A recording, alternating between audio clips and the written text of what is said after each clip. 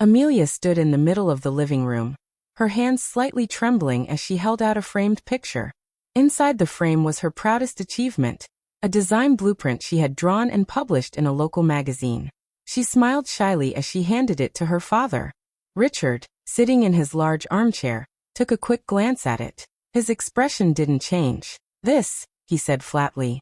"You drew a few lines and got printed. That's nothing. Marcus landed a new client this week, real business." The room went silent for a moment before a few people chuckled. Marcus, her older brother, laughed loudly and threw his arm around her shoulder. "Don't mind, Dad," he said in a teasing tone. "You're still the creative one." The laughter grew. It sounded warm, but it felt cruel. Amelia forced a small smile, though her chest tightened. She lowered her gaze to the floor, blinking fast to keep her tears from falling. Her mother, sitting quietly beside Richard, shifted uncomfortably but said nothing. She looked away, pretending not to notice her daughter's pain. Amelia's hand slipped from the frame as she placed it carefully on the table. "I just thought you'd be happy," she whispered. No one responded.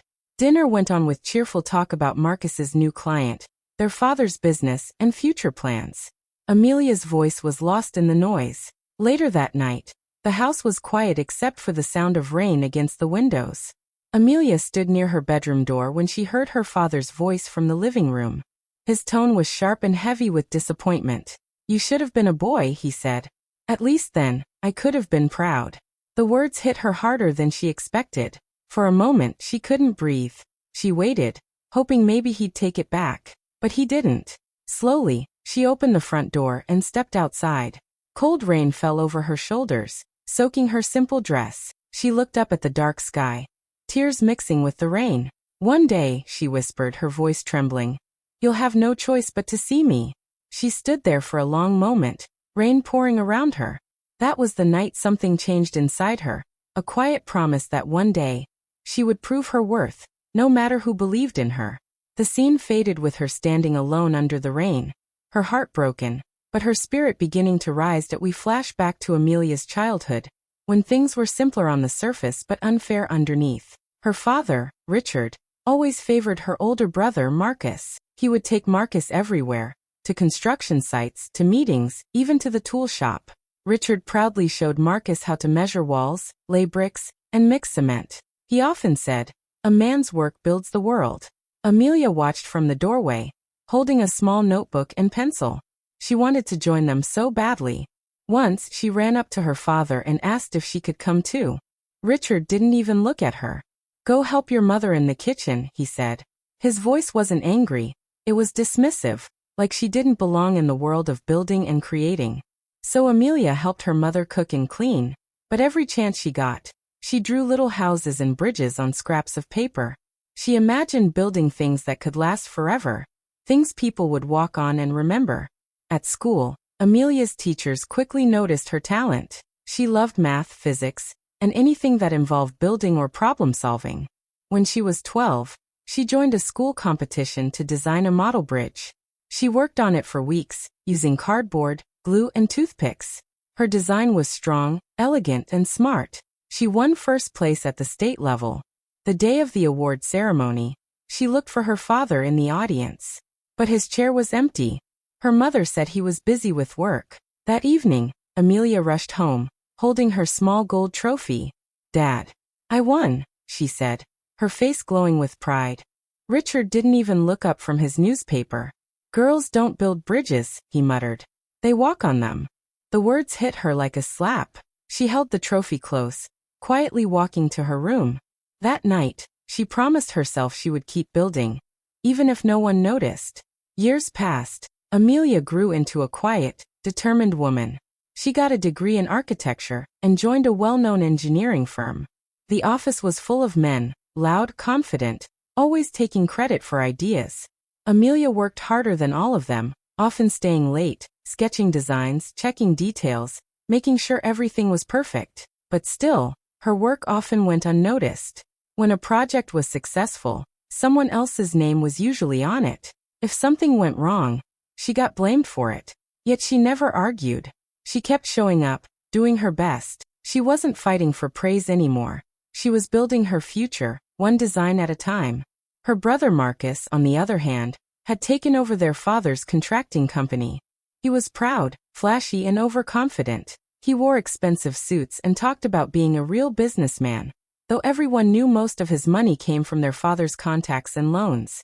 Richard adored him, calling him my successor. Amelia visited home sometimes, but it always felt cold. Her father's tone never changed. If she mentioned her work, he'd wave his hand and say, "That's nice, but when are you going to settle down?" Her mother, Evelyn, would sit quietly, folding laundry or preparing food.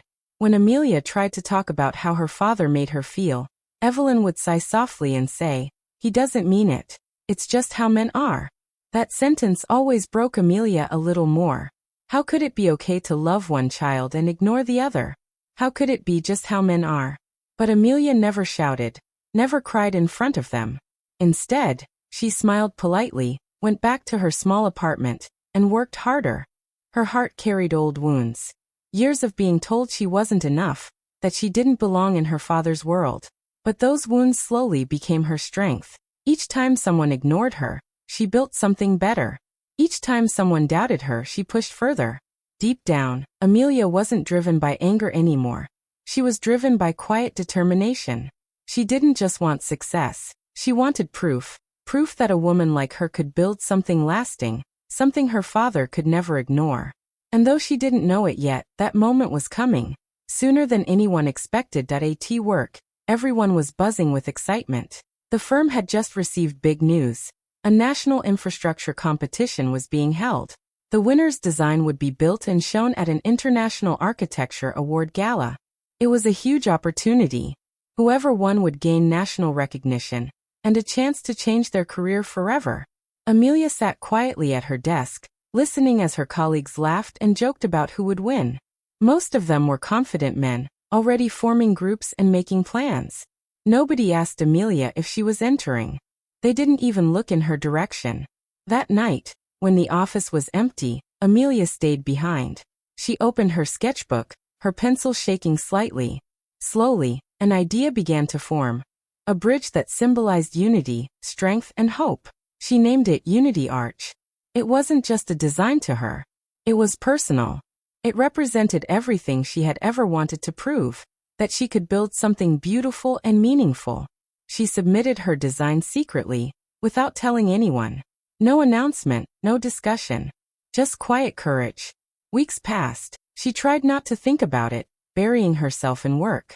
Then one afternoon her phone rang. A polite voice said, "Congratulations, Miss Cole. Your design, Unity Arch, has been selected as one of the finalists." For a moment, she couldn't speak. Her heart pounded in her chest, and tears filled her eyes. She thanked them, her voice trembling. When the call ended, she sat still, trying to believe what had just happened. She had done it. She was finally being seen. That evening, she decided to share the news at dinner. Her family sat around the table, her father reading the newspaper, Marcus checking his phone, her mother serving food quietly. "Dad," Amelia said softly, trying to sound confident, "I have something to tell you. My bridge design made it to the finals in a national competition." Richard looked up from his paper, frowning slightly. "A competition?" he said, as if it were a joke. "That's for dreamers, not builders." Marcus laughed, shaking his head. "Even if you win, it's just luck. Nobody takes women engineers seriously, Amelia." Amelia felt her throat tighten. She tried to smile, but her eyes burned. Her mother glanced at her, but said nothing. The same silence she had known all her life filled the room. She lowered her gaze, quietly finishing her dinner. The excitement she had felt earlier turned into shame. By the time she went to her room, the happiness had completely faded. The next morning, she met David King, the lead architect who was mentoring the competition finalists. He was known for being tough but fair. When he saw her design, he didn't see just lines on paper. He saw something powerful. "This bridge," he said, looking at her sketches, "it's alive. It speaks." Amelia looked up, surprised. "You really think it's good?" David smiled gently. "Your work speaks louder than your father ever could." Those words stayed with her. They were simple, but they gave her the courage she needed. For the first time, someone saw her talent. Not her gender, not her quietness, but her skill. That night, She sat at her desk again, tears falling as she redrew her designs. Her emotions poured into every line and curve. The rain outside tapped softly on her window, the same way it had years ago when she made her first promise to herself. "I'll prove it," she whispered, sketching faster. "I'll make them see me." Her pencil moved across the paper with determination. Each stroke carried her pain, her strength, and her hope. She wasn't drawing just a bridge anymore. She was building her future. Amelia's design made it to the final round of the national competition, but the pressure around her began to grow heavier every day. Everyone at work was watching, whispering, and guessing who might win. Some supported her quietly, while others hoped she would fail. At home, things were even worse. Marcus's company was falling apart. He had made bad business choices, borrowed too much money, and now their father, Richard, was furious. Every evening, shouting filled the house. Richard blamed everyone except Marcus. One night, Amelia came home late from work, tired but hopeful. Before she could even sit down, Richard's voice exploded across the room. "If you were half the man your brother is, maybe this family wouldn't be falling apart," he shouted. The words hit her like a knife. She froze, trying not to cry. She wanted to say, "I'm not a man, but I'm the only one still standing." Instead, she quietly went to her room, her hands trembling. The next day at work, new problems began. Her colleagues had seen her design sketches during meetings and started using her ideas in their own presentations. When she pointed it out, they laughed and called it teamwork. "Come on, Amelia," one of them said. "You're part of the firm. It's all of us together, right?" She knew it wasn't fair. They were stealing her ideas because she was too quiet to fight back. But this time, she refused to stay silent. She went to her boss's office, holding her designs in her hands. "They're taking my work," she said softly but firmly. "Parts of my design are in their projects." Her boss looked at her with a tired expression. "You're talented, Amelia," he said, "but you're too emotional. You need to toughen up if you want to make it in this field." Her heart sank. Emotional? She wanted to laugh. She wasn't being emotional. She was being honest, but she could see there was no point arguing. She walked out of the office, ready to quit. That evening, as she packed her things, David King appeared by her desk. He looked at her for a moment, then said gently, "You're not quitting, are you?" She didn't answer. Tears burned in her eyes. "Don't let their blindness shrink your light," he said quietly. "You have something special, Amelia. If you stop now, they win. You don't need to fight them. Just let your work speak." She looked up, her voice trembling. "It's hard, David. It feels like no matter what I do, it's never enough." He smiled softly. "Then make something that can't be ignored." Those words gave her strength. Together, they spent the next few days preparing her final presentation. David guided her through details, asking her to explain every curve, every material, every reason behind her choices. Each time she spoke, he made her believe she belonged there. The night before her final submission, Amelia went home to gather her things. As she passed her father's study, she heard voices inside. She stopped when she realized they were talking about her. "When I'm gone," Richard said, his voice low, "everything goes to you, Marcus. She doesn't need much, she'll marry eventually." There was silence, followed by Marcus's voice. "Of course, Dad. She's not interested in real work anyway." Amelia's heart broke. She pressed her hand against the wall to keep from falling. All her life, she had hoped her father would see her, even a little, but now she knew he never would. To him, she was invisible, replaceable, a mistake. She went to her room quietly, sat at her desk, and stared at her unfinished design. The pain in her chest was heavy, but instead of crying, she picked up her pencil. Her tears fell onto the paper as she began to work, redrawing, improving, perfecting. The world outside went silent. She didn't sleep. Her hands shook, her eyes burned, but she didn't stop. The rain tapped against her window again, just like that night years ago when she had promised herself she would make him see her. Her sketches became sharper, her vision clearer. She poured her whole heart into the final version. Every line carried a memory of being ignored, mocked, and underestimated, but also of her quiet strength. When she finally finished, the sun was rising. She looked at her blueprint, tired but proud. At the bottom, she wrote a small note. For the ones who were told they couldn't build. She sat back and smiled through her tears. She knew deep inside that no matter what happened next, win or lose, this design was hers. Her voice, her truth, her victory. The award gala was bright and full of excitement. The hall sparkled with golden lights, cameras flashed everywhere, and reporters filled the front rows.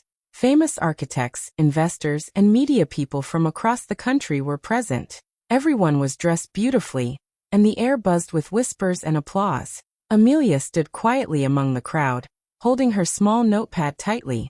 Her heart was racing. She had worked for months for this moment, but now that it was here, she could hardly breathe. She looked around and spotted her father and brother sitting a few rows back. Richard's face was cold and unreadable. Marcus looked bored, checking his phone. On the stage, the host stepped up to the microphone.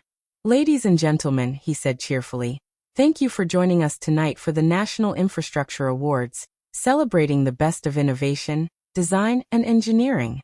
The large screen behind him showed images of bridges, skyscrapers, and roads designed by the finalists. Amelia's Unity Arch appeared among them. A graceful, modern bridge shaped like two arms joining together. The audience murmured in admiration. The host smiled as he opened an envelope.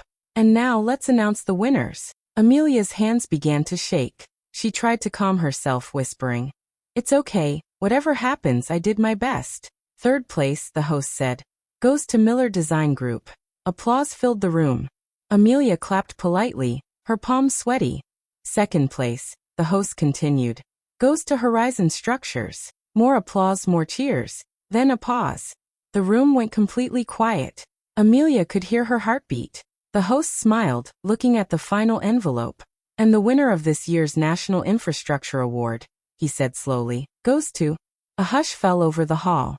The host looked up and announced clearly, "Amelia Cole for Unity Arch." For a second, Amelia froze.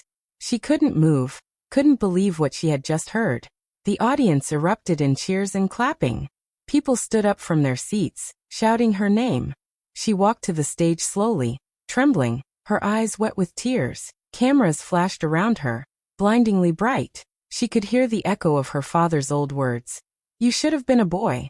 You'll never build anything." But here she was. As she reached the stage, the presenter turned toward her. He smiled warmly and removed his mask. The crowd gasped. It was David King. Amelia's eyes widened in surprise. He looked at her proudly, then turned to the microphone and said, "Amelia's design represents strength built from silence. It reminds us that real builders don't need permission to create legacy." The audience applauded again, louder this time. Amelia's heart swelled. David handed her the golden award, whispering softly, "You did it." Tears filled her eyes. "Thank you," she said quietly. As the applause continued, the camera moved through the audience and stopped on Richard. His face was pale, frozen in disbelief. The same daughter he had mocked and ignored now stood on a national stage, being honored by leaders and experts. Marcus looked stunned too. For once, he didn't have anything clever to say. Amelia took a deep breath, stepped up to the microphone, and said softly, "This bridge, it's not just a design. It's a message. It's for everyone who was told they couldn't build, couldn't lead, couldn't dream.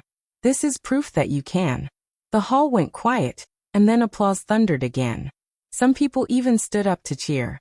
As Amelia stepped down from the stage, reporters surrounded her, shouting questions. "Miss Cole, how does it feel to win? What inspired Unity Arch? Is your family here to support you tonight?" Amelia stopped, looking straight into one of the cameras. Her expression was calm, but full of emotion. "They're watching," she said softly, with a gentle smile. "And that's enough." The crowd clapped again, touched by her quiet strength. At that moment, Amelia wasn't just a winner. She was proof that silence could build something stronger than words. The next day, Amelia's story spreads across the nation. News channels call her the woman who built Unity. Social media overflows with messages of pride and inspiration. Young engineers post her picture with the caption, "She proved talent has no gender." Her firm celebrates her success with a big press event. For the first time, everyone at work truly sees her, not as a quiet assistant, but as the woman who changed everything. Even her boss, who once called her too emotional, shakes her hand and says, "You've made us proud, Amelia." Meanwhile, Marcus's company starts to lose investors. Clients pull out, realizing that Amelia's ideas were what kept their name alive. The media begins comparing their stories, the son who inherited everything, and the daughter who earned everything. At home, Richard's pride begins to crumble. He watches interviews of his daughter speaking with confidence, grace, and humility. But still, he refuses to call her. He tells Evelyn, "She doesn't need me anymore." Evelyn replies softly, "Maybe she never did. But you need her now." Weeks later, Richard suffers a mild stroke. Evelyn calls Amelia, her voice shaking. "Amy, it's your father. Please come home." Amelia hesitates for a moment. The memories of all the cruel words and cold silences flash in her mind. But she takes a deep breath and says, "I'm coming." When she enters the hospital room, the atmosphere is quiet. Machines beep softly. Richard lies weak but awake, his eyes following her as she walks in. He tries to speak but struggles. Finally, he whispers, "You really built that bridge, didn't you?" Amelia nods gently. "Yes, Dad. It's called Unity Arch. I wanted to believe we could still build something together." For a long moment, silence fills the room. Then, for the first time in her life, Amelia sees tears in her father's eyes. He whispers, voice trembling, "I was wrong, Amy. You were never worthless." She sits beside him and holds his hand. Her eyes glisten, but she doesn't cry. Her voice is calm, strong yet soft. "You just couldn't see value unless it looked like you." Richard closes his eyes, ashamed but relieved. He finally understands what she means. It's not about the bridge anymore. It's about love, respect, and recognition. Later, Amelia walks outside the hospital. The sun is rising. She looks at the morning light and smiles quietly. Her phone buzzes. It's a message from David King. "The first steel beams for Unity Arch were installed today. Want to see them?" Amelia replies, "Yes. I think it's time." A few weeks later, she stands at the construction site of the Unity Arch. The structure begins to rise, curved, elegant, strong. She watches workers place the final beam with precision. On that beam are engraved the words she once wrote in her notebook, for the ones who were told they couldn't build. She touches the metal and whispers, "We built it, Dad. We really did." As the wind blows through her hair, she feels peace. Not pride, not revenge, but healing. The camera slowly pans out, showing the full bridge stretching across the river. Its reflection forms a perfect circle in the water, a symbol of unity, forgiveness, and strength. The grand opening of Unity Arch, a beautiful, modern bridge that connects two towns across a wide river. The design shines under the sunlight, its graceful curve symbolizing connection, forgiveness, and new beginnings. Crowds gather on both sides. Cameras flash. Reporters wait eagerly. Children wave flags with Amelia's name on them. Amelia stands on the platform, calm and confident. Her mother, Evelyn, stands proudly beside her. A few steps away, her father, Richard, sits in a wheelchair, watching quietly. His eyes are soft, filled with the pride he once refused to show. David King takes the microphone. His voice carries warmth. "Ladies and gentlemen, the woman who built more than a bridge, she built belief." The crowd claps loudly. Some cheer her name. Amelia smiles and steps forward with the golden scissors. As she cuts the ribbon, the lights along the bridge glow in brilliant colors. She looks toward her father. He mouths two simple words. Words she waited her whole life to hear. "I'm proud." A single tear slips down Amelia's cheek. But this time, it's not from pain. It's from peace. The music swells. The crowd begins to cross the bridge, walking together, strangers, families, children, united. As the camera rises, showing the glowing arch against the sunset, we hear Amelia's voice softly narrate. "They said I was worthless, but I learned. You don't need to be seen to have value. You just need to keep building." The bridge shines like a promise, strong, beautiful, eternal. Hi besties. Sparkling Heart, thank you so much for watching till the end. If Amelia's story touched your heart, please don't forget to like, comment, and subscribe for more inspiring stories like this. See you in the next one. Bye. Waving hand Dizzy.